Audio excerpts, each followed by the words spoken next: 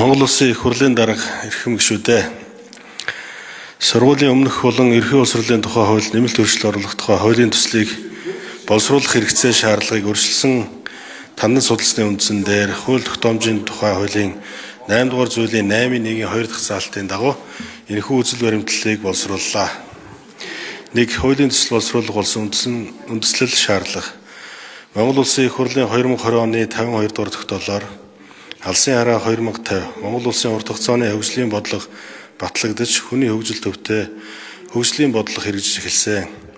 Уг бодлогын үргэлжлэл болох 2024 оны 21-р тогтоолоор баталсан Монгол Улсын засгийн газрын 2024-өөс 2028 оны үйл ажиллагааны хөтөлбөрт боловсролд бүх хүүхэд залуучуудыг тэгш хамруулах зарчмыг баримталж, ялгаатай хэрэгцээтэй хүүхэд залуучуудыг хамруулсан тэдний гэр бүл, орон нутгийн онцлог байдалд нийцсэн тохируулгад орчин дид үтцтэй, хувилбартай, гэрийн сургалттай боловсролын үйлчилгээг бүх түвшинд бий болгох зорилтыг дэвшүүлсэн.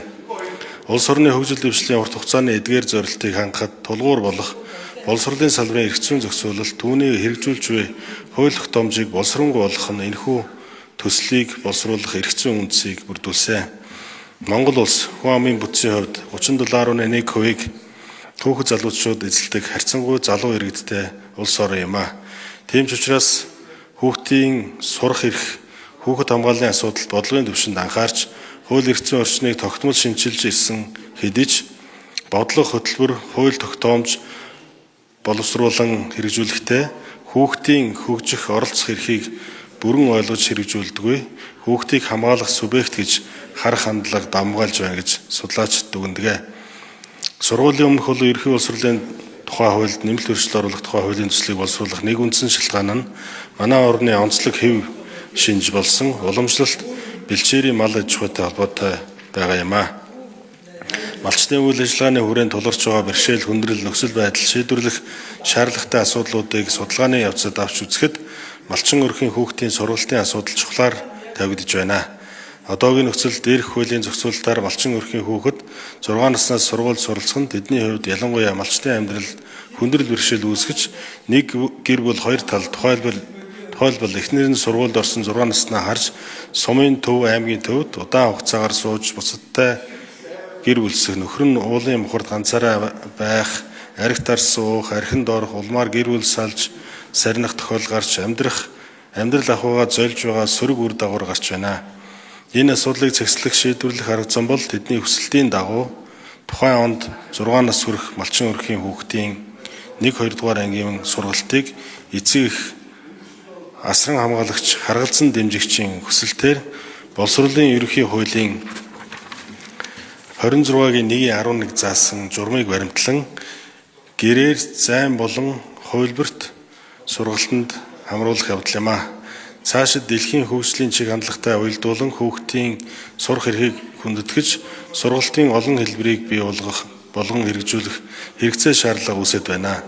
Эх оронч үзэлтэй амьдрах ухаанд суралцсан, авиас чадвараа нэн хөгжүүлсэн, эрхээ хамгаалж чаддаг хөгжсөн Монгол хүүхдийг төлөвшүүлэхэд төрийн бодлого дэмжлэг чухал юм а. Тиймээс эх орны ирээдүй хойч хүүхэд багчуудын хөгжил оролцоог дэмжих хууль эрх зүйн орчин, сургалтын тогтолцоог олон улсын сайн туршлагад тулгуурлан боловсронгуй болгох хууль эрх зүйн үндэслэл практик шаардлага бий болжээ. 2. Хуулийн төслийн зорилго ерөнхий бүтц зохицуулах харилцаа хамрах хүрээ.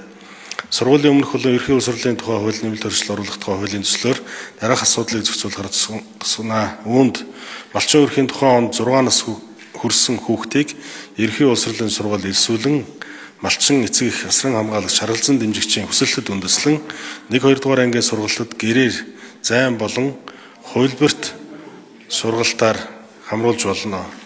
Зайн болон цэхэн хэлбэрээр хувилбар сургалтанд хамрагдсан малчин өрхийн 8 настай хүүхдийг 3 дугаар ангиас эхлэн танхимаар сургалтанд үргэлжлүүлэн сургана. Малчин өрхийн хүүхдийг ерөнхий улс хурлын сургуульд элсүүлэн сургах, сургалтыг энэ хэлбэрээр зохион байгуулах журмыг боловсролын асуудалд эрхэлсэн засгийн газрын гишүүн батлах. 3. Хуулийн төсөл батлагдсаны дараах үүсэж болох нийгэм эдийн засаг хууль зүйн үр дагавар хүрэх үрдүн. Хуулийн төсөл батлагдсанаар дараах үр дагавар гарна. Малчин өрхийн хүүхдийн боловсрол эзэмших зорилго хүүхэд сурах боловсрол эзэмших арга хэлбэр тодорхой болж боловсролын хөгжлийн чиг хандлагад нийцсэн арга хэмжээ болно.